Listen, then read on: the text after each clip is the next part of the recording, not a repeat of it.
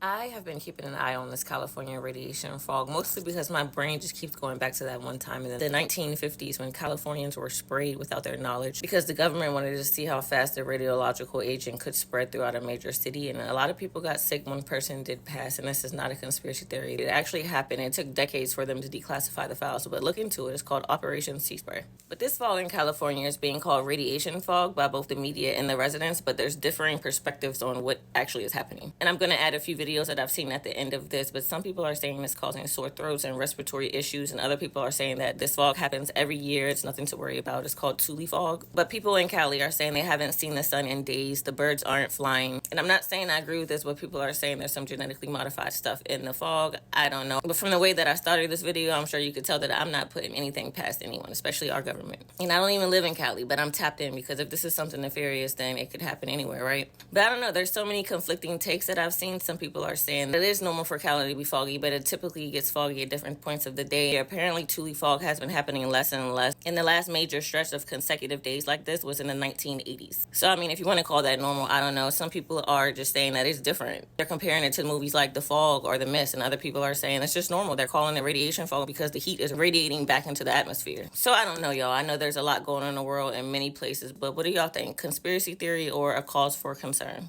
This is what's known as radiation fog. And contrary to maybe what you've heard on social media, this is not going to affect your health. It just means the transfer of energy when we talk about radiation fog. It is extremely common in the winter across California. Some people using handheld detectors are getting higher readings than normal. One explanation is radon. Radon is naturally occurring radioactive gas that leaks out of the ground. So if this is radon, it could simply mean the earth under California is under pressure. And speaking of pressure, the global earthquake activity has been climbing. So when you see a massive fog bank and you mix that with the possible radon readings, you cannot help but notice the timing. The conspiracy theorists have one thing right. This is radiation fog, but it's not the radiation you're likely thinking of. There's nothing radioactive about it. We get light from the sun. All these different wavelengths, mainly invisible light, hitting down to the earth and warming up the surface. It absorbs that radiation. And so we cool off the ground surface, and the air right above the ground cools off very quickly. Accordingly, can't support as much water vapor, and it condenses into fog. For everyone who keeps saying that this is just normal fog, you're a liar, respectfully. And while the Tule fog is a normal phenomenon, it's been happening less and less in recent decades, and the last long stretch like this was 16 days in the 80s, and we're now on day 22. Okay, so nope, not normal. September 1950, the U.S. Navy conducted an experiment without the public's knowledge called Operation Sea Spray.